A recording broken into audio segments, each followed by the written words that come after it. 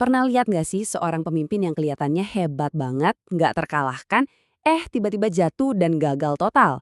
Kira-kira apa yang nggak mereka lihat? Hari ini kita bakal bongkar konsep blind spot atau titik buta berdasarkan pemikiran dari Martin Dubin. Dan ini tuh bukan cuma soal para bos besar di atas sana, ini tentang kita semua dan apa yang mungkin aja lagi menghalangi kita buat jadi versi terbaik dari diri kita. Yuk kita mulai. Wow, kutipan ini dalam banget ya. Ini tuh bukan soal takut ketinggian secara fisik, tapi soal tekanan psikologis yang luar biasa besar saat berada di puncak. Ini jadi pengingat kalau di balik setiap cerita sukses, seringkali ada ketakutan yang nggak kelihatan. Nah, kalau ketakutan ini ketemu sama titik buta, wow, hasilnya bisa jadi bencana. Coba kita lihat contoh nyatanya. Oke, sekarang kita masuk ke inti ceritanya. Sebuah kisah tentang kejatuhan yang cepet banget, nggak terduga, dan jadi pelajaran penting buat kita semua. Coba bayangin deh, ada seorang pemimpin yang kayaknya punya segalanya. Kita sebut aja namanya Markus. Orangnya jenius, karismatik, dan perusahaannya, estetics, lagi naik daun banget. Di mata semua orang, dia itu definisi sukses. Kelihatannya sih nggak ada yang salah sama sekali. Terus, tiba-tiba, boom, semuanya hancur berantakan. Perusahaan yang susah payah dia bangun itu bangkrut. Duitnya ludes, investor ngamuk, dan mimpinya seketika jadi mimpi buruk. Jatuhnya itu cepat banget dan parah banget. Loh, kok bisa? Apa yang salah di sini? Gimana ceritanya seorang bintang yang lagi bersinar terang banget bisa padam secepat itu? Nah, ternyata masalahnya itu bukan dari luar loh. Jawabannya ada di dalam diri Markus sendiri. Dan ironisnya, ini juga ada di dalam diri kita semua. Namanya adalah titik buta. Oke, jadi apa sih blind spot atau titik buta ini? Gampangnya gini, ini adalah semacam celah di kesadaran diri kita. Hal-hal tentang diri kita yang kita sendiri nggak bisa lihat. Tapi justru itu yang paling sering bikin kita kesandung. Dan ini nih yang paling penting. Masalah ini bukan cuma buat Markus saja. Ini adalah fakta yang mungkin agak nggak enak didengar. Kita semua itu nggak jago-jago amat dalam menilai diri sendiri. Otak kita itu punya kecenderungan buat melebih-lebihkan kekuatan kita, apalagi di area di mana kita sebenarnya paling lemah.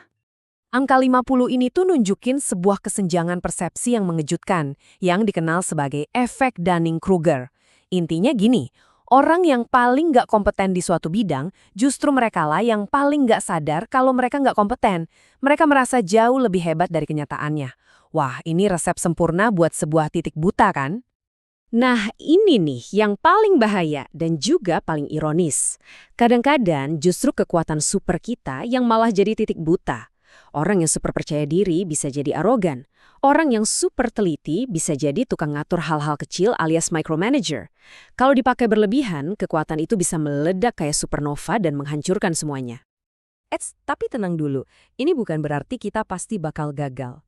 Ada kok caranya buat menyalakan lampu di area-area gelap ini. Dubin ngasih kita sebuah model, semacam peta gitu, buat ngebantu kita nemuin di mana titik buta kita mungkin bersembunyi. Jadi, bayangin aja, di dalam diri kita itu ada 6 ruangan utama. Nah, di tiap ruangan ini bisa jadi ada titik buta yang lagi ngumpet tanpa kita sadari. Coba kita intip satu-satu ruangannya.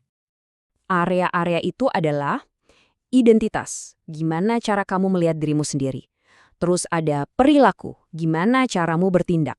Lalu sifat, kepribadian bawaanmu, emosi, perasaanmu, dan caramu mengelolanya. Intelek, cara kamu berpikir, dan yang terakhir, motif. Apa sih yang sebetulnya jadi pendorong utama kamu? Nah, sekarang kalau kita balik lagi ke ceritanya Markus, kita bisa lihat semua titik buta ini main peran. Contohnya, soal identitas. Dia ngerasa dirinya itu sang visioner, padahal perusahaannya lagi butuh banget sang eksekutor buat beresin masalah. Atau lihat deh, inteleknya. Dia ngerasa jadi orang paling pinter di ruangan itu, jadi dia berhenti dengerin masukan dan berhenti belajar. Setiap baris di tabel ini tuh ibarat paku yang menancap di peti mati perusahaannya. Cerita Markus tadi kan serem banget ya, jadi pelajaran buat kita. Tapi intinya gini, nemuin titik buta kamu itu bukan akhir dari segalanya. Malah sebaliknya, itu bisa jadi langkah pertama menuju terobosan terbesar dalam hidupmu. Oke, sekarang kita lihat cerita yang beda banget. Kenalin, ini Elizabeth. Dia itu tipe orang yang jago banget, bisa diandelin, tapi kok ya selalu dilewatin terus kalau ada kesempatan promosi? Kedengeran familiar nggak? Jelas dia frustrasi dan bingung. Apa sih yang salah? Lihat deh bedanya. Jauh banget kan? Marcus yang nggak sadar sama titik butanya, ya gitu-gitu aja, malah makin ngotot sama visinya. Dan akhirnya gagal. Sebaliknya, Elizabeth, dia berusaha cari tahu titik butanya. Dia sadar kalau orang lain itu melihat dia sebagai pendukung yang hebat, bukan sebagai pemimpin. Nah, dari situ, dia sengaja mengubah perilakunya. Mulai bicara lebih strategis, lebih banyak inisiatif. Hasilnya, dia dapat promosi itu.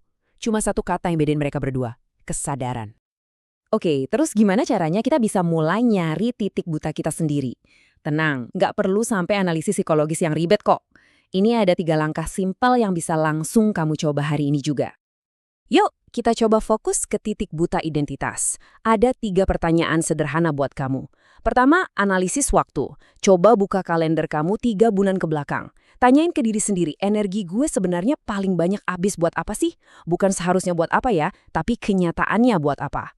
Kedua, cek brand diri. Coba tanya ke teman kerja yang kamu percaya, kalau lo harus deskripsiin gue pakai 3 kata, kata apa aja yang kepikiran? Ketiga, cocokkan dengan peran. Nah, sekarang coba tanyakan, apakah jawaban dari 2 pertanyaan tadi nyambung nggak sama tuntutan peran gue sekarang? Kalau ada jarak, nah kemungkinan besar disitulah titik buta kamu lagi ngumpet. Jadi, sebagai penutup, saya mau kasih 1 pertanyaan buat direnungkan. Coba pikirin 1 hal yang jadi kekuatan terbesar kamu, yang paling kamu banggakan dari dirimu. Udah? Sekarang, coba tanyakan ke diri sendiri, gimana kalau justru hal itu yang jadi titik buta terbesarmu? Mungkin menjawab pertanyaan itu adalah awal dari terobosan kamu yang berikutnya.